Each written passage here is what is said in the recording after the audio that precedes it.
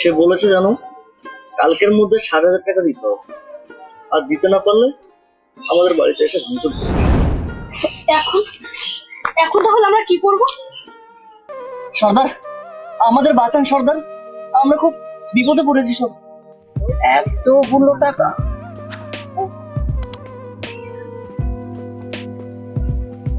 ঠিক আছে, আমি দেব। এনে তোর বউকে মাছটা দিয়ে বল কড়া করে ভাজতে।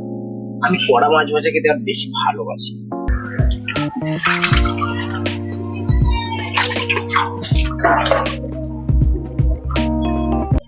শোনো, কি আছে? সর্দার এসেছিল। আর একটু হাস। পছন্দ হয়েছে?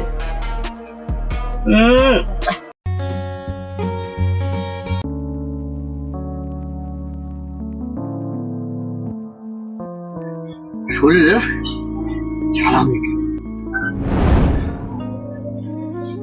মানে